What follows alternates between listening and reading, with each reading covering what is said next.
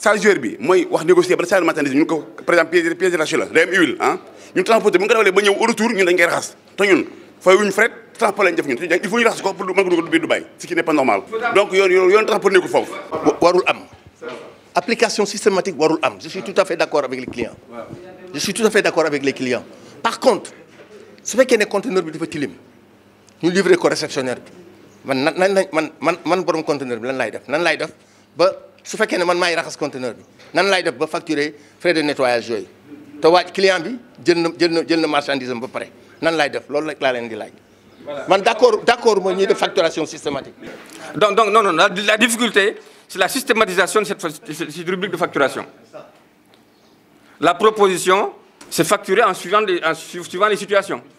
S'il vous plaît vous n'avez pas la parole. S'il vous plaît oui.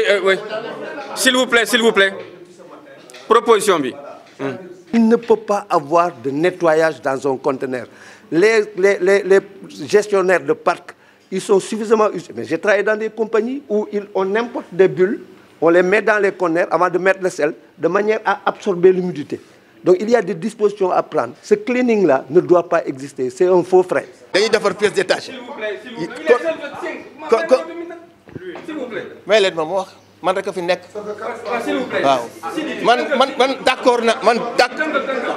man d'accord naa ne kenn warul facturer systématiquement mais conteneur bu tilimee pièce détachée day tilim yéen ñëpp xam ngeen ko waaw bu tilimee lan ngeen def ok.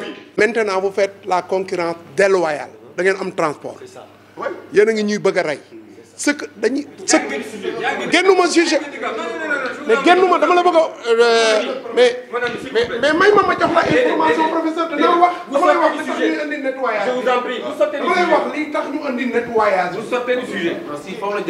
pourquoi man sama client ñoom danoon ma kepp man ci nettoyage bi ma am ay retard ba bu subaa automatiquement day dem tom fay lépp foofu donc man damay jiitlante ak conteneur tom ma wàcce ci Blaise Diagne bi moom muy wàcce man may wàcce man ma pare ñu war a yóbbu conteneur bi Dubai port oto tom ñëw ñu bàyyi mu jàll man sama boss ñëw ñu ne ma demal nettoyer ji foofu la problème bi nekk loolu lay laaj. C'est la systématisation de la facturation hein d'accord la proposition c'est facturation au cas.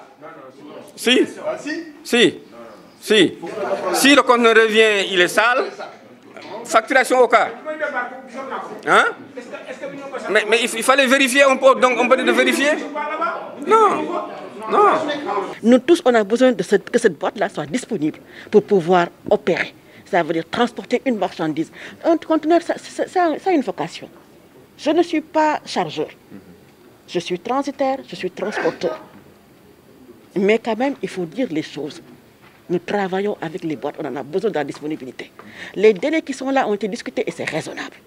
Pour aller à un point B et revenir, voilà un délai raisonnable. Il faut qu'on s'arrête à ce qui est raisonnable. Pour pouvoir tous quand même avoir une économie qui tourne. Parce que la finalité, c'est ça aussi. Ce n'est pas nos seuls besoins. Ce que vous ne comprenez pas, je vous explique. Non. Ça, je vous explique. Le problème, ce n'est pas question de disponibilité de conteneurs. Je peux vous montrer des conteneurs qui sont là depuis 2017.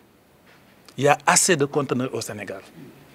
Le problème, c'est quoi? C'est-à-dire quand l'armateur refuse de réceptionner ces conteneurs, au moment où je vous parle, il y a des conteneurs qui ont fait 15 jours sur des châssis, des conteneurs de Bolloré. Depuis 15 jours, des conteneurs OCL, des conteneurs One, ne sont pas réceptionnés ni au port, ni dans aucun ICD. Maintenant, pour prévoir tous ces trucs-là, il faut assez de temps. La franchise de 5 jours, c'est exactement raisonnable. Je n'ai jamais dit que le transporteur va garder... Non. Si moi, je vais à un client, je livre, il dépose tout de suite. Je me bagarre tout de suite pour aller retourner le conteneur. Mais la situation au Sénégal actuellement ne permet pas à un transporteur de respecter, même si je vous dis le délai de 5 jours, l'année prochaine, on se retrouve, je vous dis qu'il y a des transporteurs qui ont payé des détentions sur ces délais de 5 jours-là. Ça, c'est parce que vous n'êtes pas transporteur. 24 heures, c'était à la limite bon. Mais si on veut aller au-delà de 48 heures, ça peut poser problème. Parce que l'enjeu, c'est quoi? Derrière, il y a le problème de l'immobilisation qui peut faire gagner de l'argent aux transporteurs. Maintenant, il nous faut une autorité qui puisse dire aujourd'hui, il y a des tensions. Après 48 heures, le transporteur y paie, mais s'il restitue et qu'on ne prend pas son conteneur à temps, il faut qu'il y ait une autorité qui dit aujourd'hui payer l'immobilisation. Par contre, là où je ne suis pas un peu d'accord avec Diakhoumpa tout à l'heure quand Ousmane Sy a parlé, la détention existe partout. Durant la Covid, on a eu des notes de nos collègues qui nous ont envoyé des notes comme quoi la détention était suspendue chez eux durant cette période. Donc au Togo, ça existe. En Côte d'Ivoire, ça existe. Qu'est-ce qu'il faut faire? Maintenant, nous cherchons une solution avec une autorité qui pourra dire tu es fautif, tu paies, l'autre partie est fautive, que cette partie paie. Et en ce moment, il y aura un jeu clair pour nous tous. Et par rapport au deuxième point, qu'on parle du statut du conteneur, comme l'a si bien dit Madame Lam. En fait, ce n'est pas une simple boîte, parce que c'est un bras détachable du navire. Donc, demander des délais exorbitants, le navire qui arrive sans son conteneur, on aura réduit sa capacité de chargement, parce qu'un porte-conteneur sans son conteneur, il ne charge pas. Donc, soyons raisonnables, même dans les modifications. Qu'on peut envisager en termes d'approche pratique et opérationnelle. Parce que tout le souci que nous avons ici, c'est de formaliser des procédures qui peuvent être opérationnelles sur le terrain. D'accord? Donc, on peut retenir peut-être cette idée. Ce qui me paraît... Sinon, on sera dans une situation de vide. On ne pourra jamais régler cette question du conflit entre le transporteur qui arrive, qui doit délivrer un conteneur vide, même si l'arrêté dit que le responsable de l'ICD doit prendre livraison, il ne le fait pas dans les faits. Et ne le faisant pas, il expose le transporteur à une situation de rétention et donc de devoir payer une pénalité. Quand on dit que l'outil est défectueux, il faut renouveler le parc, c'est la solution. On ne va pas rentrer dans les conditions du renouvellement. Quand on dit on fait trop pression sur la route, ça signifie qu'il faut développer le chemin de fer, c'est un impératif. Ça signifie qu'il faut envisager le fluvio maritime, c'est la solution. Je ne sais pas si vous comprenez la démarche. Est-ce qu'il y a d'autres solutions qui sont amenées? Dans les autres solutions, on dit à terme, in fine, avant d'arriver à là, il faut dire, pour le moment, en attendant d'avoir une autorité, il faut sensibiliser l'ensemble des acteurs par la caravane qui est prévue par le port.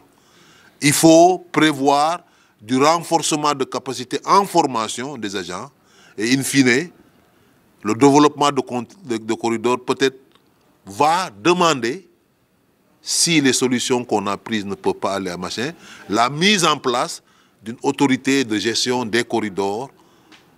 Des corridors. Ce n'est pas seulement les corridors Dakar-Bamako. Il y a le corridor Dakar-Conakry, il y a le corridor Dakar-Paraya, il y a le corridor Dakar-Bissau. C'est les corridors. On est d'accord? Si on a dit qu'il y a beaucoup de contrôles, il faut les réduire. Il faut les mutualiser. N'est-ce pas? Il faut utiliser le trieur qui encadre même le type de contrôle et le nombre de contrôles par État. Fortement à l'État du Sénégal ou au port de mettre en place des pipelines de Dakar jusqu'à Kaolack ou Tamba pour l'acheminement des hydrocarbures, ce qui faciliterait leur prise en charge et réduirait fortement le trajet. Au lieu qu'ils viennent jusqu'à Dakar. Pour mettre en place une société d'assurance de sécurité routière.